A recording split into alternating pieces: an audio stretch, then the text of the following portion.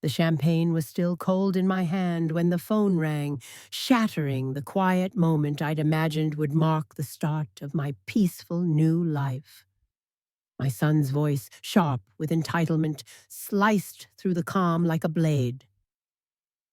24 hours later, I stood in my own foyer, watching strangers track sand across my Italian marble floors as if they owned the place. What should have been my retreat was suddenly invaded. My dream house turned into a circus, but before I tell you how I turned that nightmare into something far more satisfying, let's rewind to where it began 3 months earlier. After 3 decades of brutal 18-hour workdays, I sold Sterling Marketing Solutions, the company I'd built from nothing, for $2.8 million in cash. After taxes, I finally had enough to do what I'd always wanted, buy my dream beach house and disappear from the corporate grind forever. The house sat like a jewel on the dunes of the Outer Banks, 6,000 square feet of weathered cedar and glass, with panoramic ocean views, a personal paradise designed for quiet mornings, ocean breezes, and maybe the occasional visit from family. Or so I thought. I'd been there exactly 8 hours when Brandon called. No congratulations. Mom or Howe's retirement, just orders. He informed me as if it were already decided that Melissa's entire family, her parents, siblings, and their partners would be arriving tomorrow for a 2-week vacation. 11 people, all expecting to stay in my home. When I told him the house wasn't a resort, his tone turned cold. He suggested I be reasonable and reminded me that at my age, managing such a big property might be too much responsibility. Then came the veiled threat, a comment about a very nice assisted living facility nearby. I hung up, staring at the sunset gilding the ocean, and felt a familiar chill. Brandon, my only child, had inherited far too much of his father's manipulative streak. But what he didn't know was that I hadn't survived 3 decades in business by being naive. When the sun rose the next morning, so did my resolve. If he and his in-laws were coming, I'd let them on my terms. At exactly 7:00 a.m., I heard the sound of car doors slamming and cheerful voices floating through the salty air. From the window, I watched as a caravan of rental cars rolled up my driveway, releasing a swarm of people who moved with the confidence of those who believed they owned the place. Melissa barked orders like a general directing her relatives toward my rooms.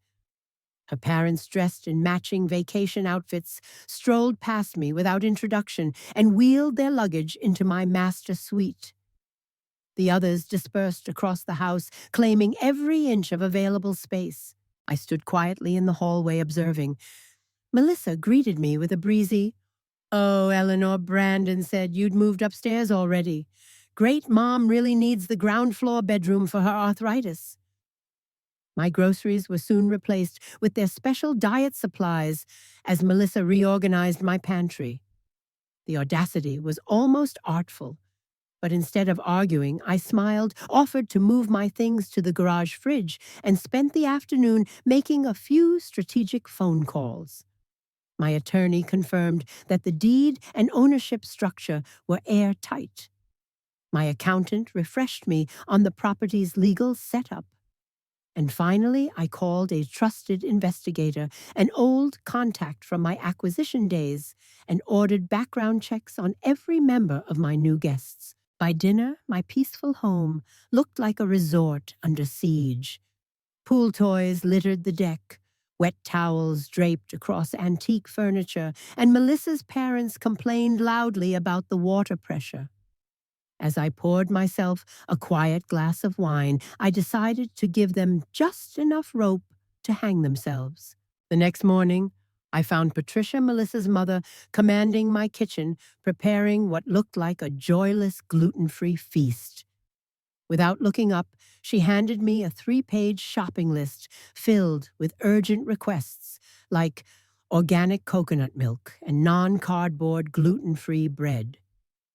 I took the list with a smile, but instead of heading straight to the grocery store, I made a few other stops. The hardware store, the phone company, my bank. When I returned, I carried more than groceries. I carried the beginnings of a plan. By the time I unloaded the bags, my home looked even worse. Brandon's in-laws had rearranged my furniture, and the teenagers were using my art supplies on the dining room walls. Melissa greeted me with a list of new demands. They were planning a barbecue, 30 guests, mostly Brandon's business connections, and I'd need to stock up for the event.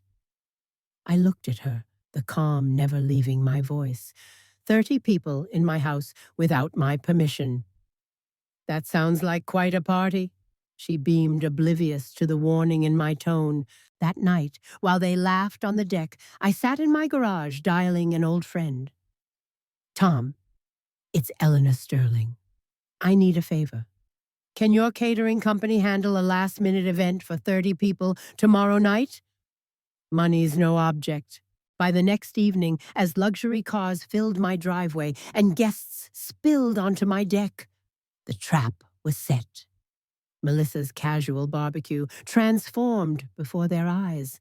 A catering truck rolled up, not a small one, but a full premium event service, complete with a mobile kitchen, silver linens, and servers in white jackets.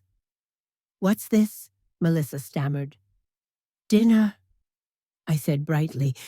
"I thought we should do it properly. Prime rib lobster and Dom Perignon for everyone." The murmurs spread through the crowd as Brandon's face went pale. The party that had been meant for his networking glory became a 5-star gala with a $15,000 price tag. He cornered me, whispering frantically, "Mom, what is this going to cost?" I smiled. "Don't worry, honey. It's all taken care of." And it was just not by me. The next morning, he and Melissa sat hunched at the kitchen table, surrounded by empty champagne bottles and regret. I'd left the invoice right on the counter, $15,000. When I cheerfully asked how everyone had enjoyed the meal, Brandon exploded. "We can't afford this." I tilted my head. "Oh, but you can. You told everyone you were managing this property, didn't you? It only makes sense that you'd be responsible for expenses." The color drained from his face as the truth hit him. And that was only the beginning of his reckoning. The silence that followed was delicious. Brandon's jaw tightened as Melissa's mother shuffled in, wearing my robe and sipping coffee from my favorite mug, asking if I could call someone about the slow Wi-Fi. Before I could answer, my phone rang.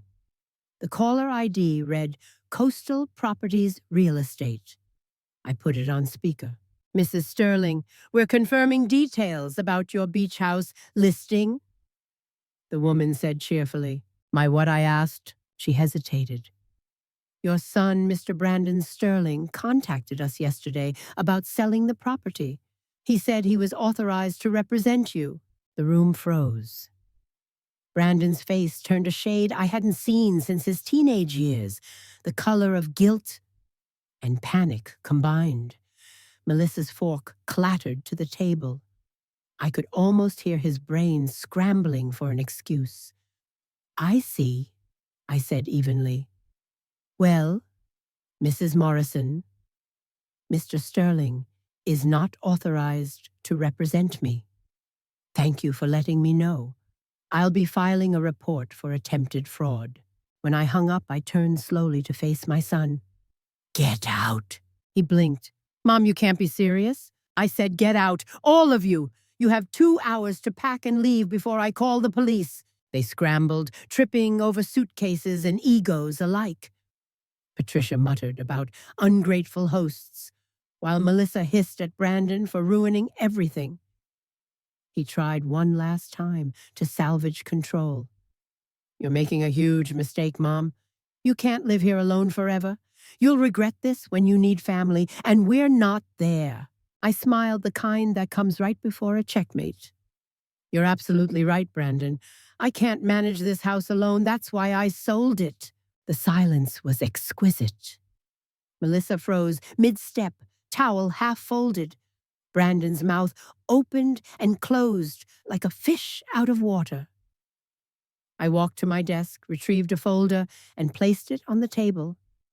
All cash offer. Closed yesterday. The new management takes over next week. Lovely people from Chicago. It wasn't entirely true. I'd transferred the property to an LLC under my control. But as far as they needed to know, this was no longer their playground. "You can't do this," Brandon shouted. "This is our family home." "No, dear. It was my retirement home, the one you tried to claim, sell, and control.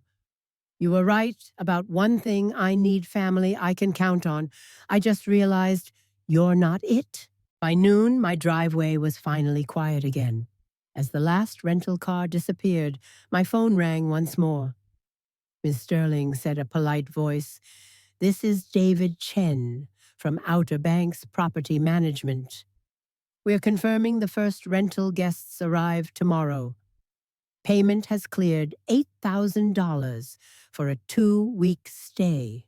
I smiled, gazing out at the calm ocean. "Everything's ready, Mr. Chen. I think you'll find this group far more respectful than the last." The next morning, the Patterson family arrived, a polite couple from Richmond with 2 teenage daughters who asked permission to use the pool. They treated my home with care, their gratitude like balm on a wound.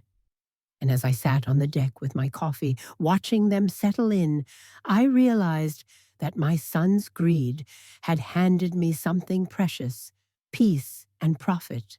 But Brandon wasn't done. The doorbell rang one afternoon, and standing there was a woman in a tailored suit, holding a briefcase. "Ms. Sterling, I'm Rebecca Walsh from Walsh, Henderson and Associates. I represent your son, Brandon Sterling." Of course he'd hired a lawyer. I invited her in. She cleared her throat delicately. "My client is concerned about possible financial exploitation. He believes there were irregularities in the recent property sale." "Exploitation," I repeated, savoring the word like bitter coffee. "By whom?" She shifted uncomfortably. "He's worried about your emotional state following retirement. Major life transitions can cause confusion. He only wants to ensure your well-being." Ah, so that was his angle. Paint me as a confused old woman, incapable of managing her own affairs. I smiled sweetly. "Did your client mention the $15,000 catering bill he authorized at my property, or his attempt to impersonate me to real estate agents?" Rebecca blinked rapidly. "I wasn't aware of those details." "Well," I said, standing, "perhaps we should include my attorney in this conversation. She specializes in elder financial exploitation, particularly when adult children are the perpetrators." The lawyer's professional mask cracked just enough to reveal unease. "Perhaps I'll have to review the situation further before proceeding," she murmured, retreating faster than she'd arrived. As soon as she was gone, I called Sarah Chen, my longtime attorney. She laughed softly when I told her. "He's trying the incompetence angle, isn't he? Classic move when the con falls apart. Don't worry, Eleanor. You've documented everything. If he pushes, this will blow up in his face." But I knew Brandon. Pride and desperation made him reckless. I had a feeling this war wasn't over. It was just changing shape. 3 days later, my instincts were proven right when Mrs. Patterson approached me, nervous. "Mrs. Sterling, I hate to bother you, but a young man came by yesterday saying he was your son. He asked about our rental rates and seemed concerned about your health." Of course. Brandon had moved from legal threats to subtle sabotage, planting seeds of doubt about my sanity. He was trying to make me look unstable, hoping someone else would do his dirty work. "Thank you for telling me," I said calmly. "If he returns, please call the police." That night, the phone rang again, Brandon's voice smug and cold. "You're running an unlicensed bed and breakfast, Mom. Do you know how many zoning violations that carries? I almost laughed. Interesting theory, Brandon. Did your research also show the property is fully licensed and insured for vacation rentals? Dare County was quite helpful when I set it up. The silence that followed was satisfying. Then came the hissed reply, "You can't keep me away from the family property forever." "It's not the family property," I said softly. "It never was. It's mine." 2 mornings later, a white van pulled into my driveway. The logo read Coastal Care Services. A woman in scrubs stepped out.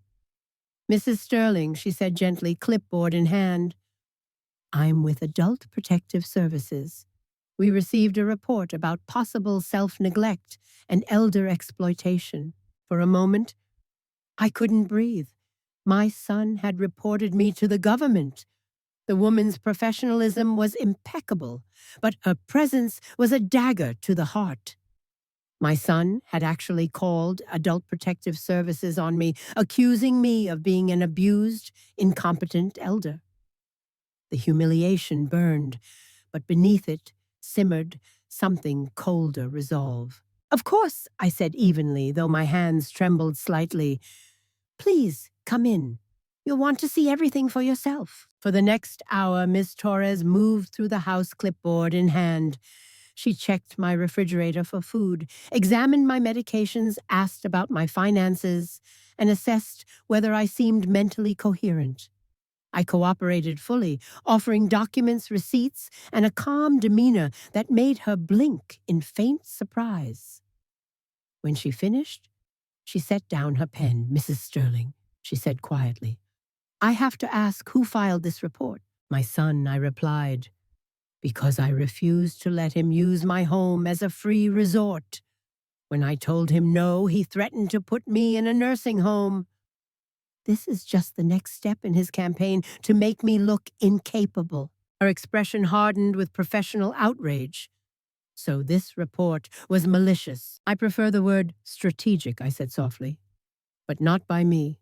By the time she left, assuring me the case would be closed as unfounded, the last trace of sadness inside me had evaporated. What remained was focus. Brandon had crossed a line that could never be uncrossed, and it was time he learned what it meant to underestimate me. That evening, I called Mike Santos, the private investigator who'd helped me during several high-stakes corporate acquisitions. "Mike," I said, my voice calm and deliberate, "I need a full financial and legal workup on my son and his wife.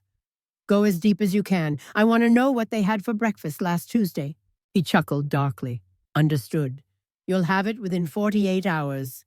2 days later, a thick manila envelope landed on my doorstep. I sat at the kitchen island, the same one where Melissa's family had once dumped their luggage and dirty dishes, and began reading. The deeper I went, the colder my blood ran. Brandon's graphic design business was 3 months behind on rent and about to be evicted. Melissa had maxed out 4 credit cards funding their lifestyle, including their vacation at my expense. But the most revolting discovery was a recent home equity loan application listing projected inheritance from my estate as collateral. My son had literally gambled on my death. And then, the final dagger. 6 months before our confrontation, Brandon had met with multiple elder law attorneys about conservatorship proceedings for a parent with declining judgment. He'd been planning to strip me of my independence long before he ever set foot in my beach house. I called my lawyer, Sarah Chen, immediately. "Sarah, I want everything restraining order, elder abuse charges, financial exploitation suit. I'm done playing nice." "Eleanor," she said gently, "are you sure you want to go that far? Family cases get ugly." I looked out at the darkening sea. "He called Adult Protective Services on me, Sarah. This stopped being family when he tried to destroy my reputation. It's war now." And war was something I understood very well. Phase 2 began the next morning. My first call was to Brandon's landlord, a man I knew from my corporate days. "I'm curious," I said lightly, "how my son's business is doing." He mentioned expanding. The landlord sighed. Expansion! He's 3 months behind on rent, keeps promising a family payout that never arrives. I smiled. I see. Thank you. The second call was to his credit card companies. I didn't accuse him of fraud, of course. I simply expressed concern about irregular spending patterns and his recent history of financial instability. In the world of corporate finance, that kind of subtle alarm was enough to freeze lines of credit until further review. By sunset, the demolition of Brandon's financial world had begun. At 6:47 p.m., the phone rang. His voice was frantic. "What did you do? You've destroyed my business. My accounts are frozen. My landlord's threatening eviction." "What have you done?" "I protected myself," I said simply, "from further harassment. And I made sure the relevant authorities have accurate information about your financial situation." "You can't do this to family," he shouted. I paused, letting the silence stretch before replying. "You're absolutely right, Brandon. You can't do this to family. You can't exploit them. You can't threaten them. You can't report them to government agencies just to get their house. I'm glad we agree." His voice broke. "What do you want?" Finally, the question I'd been waiting for. "I want you out of my life permanently. No more calls, no more visits, no more legal threats. In return, I won't press criminal charges for fraud or elder abuse. If you refuse, I'll let a judge decide, and you'll spend the rest of your life explaining to the court why you tried to have your mother declared incompetent." There was silence, then a strained whisper. "I need time." "You have 24 hours." But I knew my son. He'd never retreat quietly. He'd try one final desperate move, and when he did, I'd be ready. The call came not from him, but from Mrs. Patterson the next morning. Her voice trembled. "Mrs. Sterling, I'm so sorry, but we've received several disturbing calls. Someone claiming to be your son has been contacting our employers and even our children's schools. He's saying you're unstable and dangerous." I felt a sharp chill run down my spine. Brandon couldn't attack me directly anymore, so he was attacking my tenants, trying to scare them away, ruin my reputation, and destroy the rental business that had become my newfound independence. "What exactly did he say?" "That you're mentally ill, that we're endangering our children by staying here. He even suggested we're participating in elder abuse." She handed me a notebook where she documented the times and numbers of every call. The meticulous detail was beautiful. Unintentionally, she'd given me the evidence I needed to finish this war once and for all. I placed a reassuring hand on her arm. "Don't worry, Mrs. Patterson. You won't have to deal with him again." And I meant it. I immediately began making moves. The first call was to Mike Santos again.